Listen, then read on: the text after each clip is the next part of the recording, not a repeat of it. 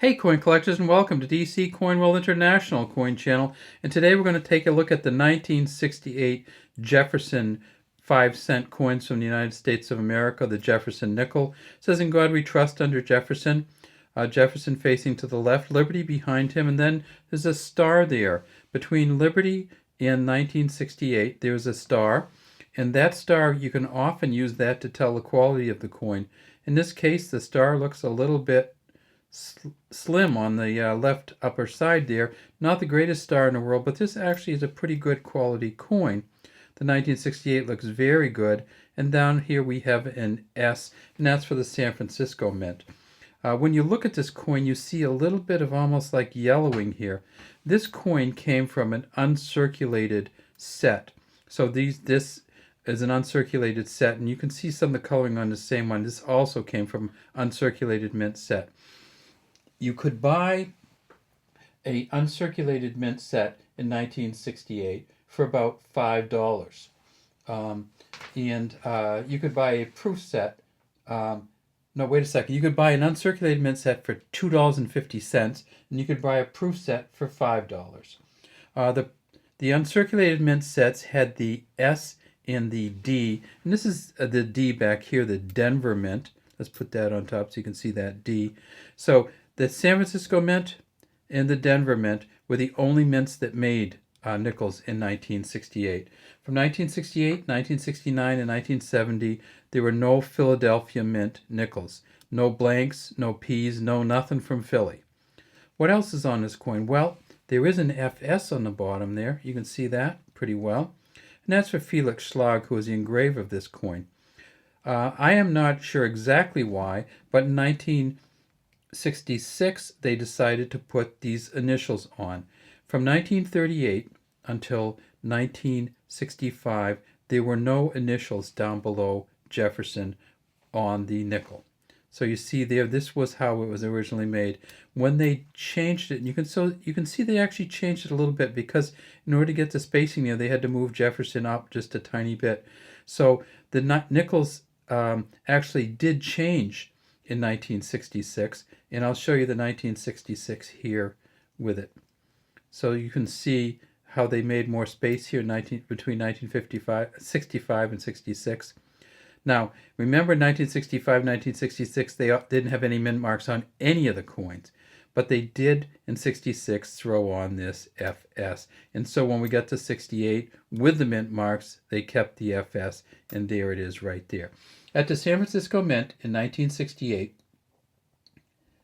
they made 103 million of these.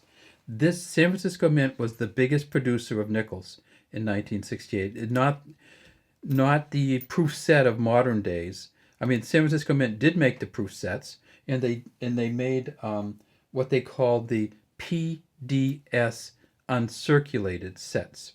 And so they had some Phillies, some Denvers, and some San Francisco's, but no Philly nickels, because they just weren't in there.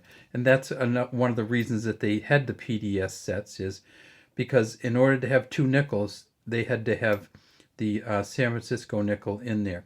So at San Francisco Mint, they made 103 million. The Denver Mint, they only made 91 million. So only 200 million total. So that's pretty good.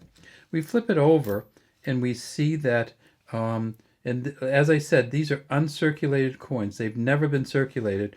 Where we see that even in the uncirculated coins, there is no chance of getting the 6 full steps here. You can see maybe 2 steps go all the way across. So just because the way they used the dies and the care that they didn't take with the nickels, you just don't have any. Even the best of them don't have any steps on them. If you can get a full steps from 1968, you're talking in the thousands and thousands of dollars. What else happened in 1968? Well, they did do something funny with the proof sets. And the proof sets in 1968, they made a mistake on the dimes. And so if you can get a proof set, get it, keep the nickel, of course, but look for the no S dime. The proof sets had S's on all of the coins except for the dime, which had nothing on it. So look for the No S dime. How can you tell the difference? You're going to find it in the proof set. If you don't have any S on the dime, and you find one in your change, it's not going to be the No S dime because they only came in proof sets. Somebody would have had to break the proof set open and put the dime into circulation. I think it's extremely unlikely you're going to find a No S dime. You're also going to see that it's polished differently. The proof set dimes, so there is a proof set nickel, and this is not it. This is uncirculated. The proof set just has a different buffing and a different polish on it.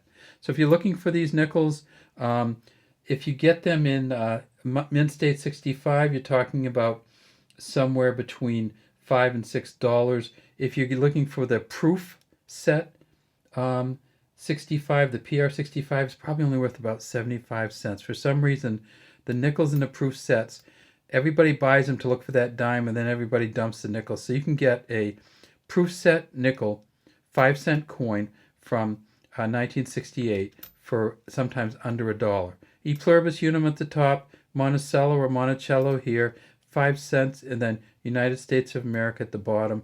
The mint mark, as you can see, moved between 1964 and 1968, and here is an older one right here. The mint mark used to be on the back, and then they moved it and put it on the front right here. So you can see, here's a Denver and here's an old Denver. So in the 60s they also moved the mint mark. So a number of changes to the nickels in the 60s. Look for them. They're not going to be hugely valuable, but they might be fun to collect and fun to read up on. Have a great day from DC Coin World International Coin Channel.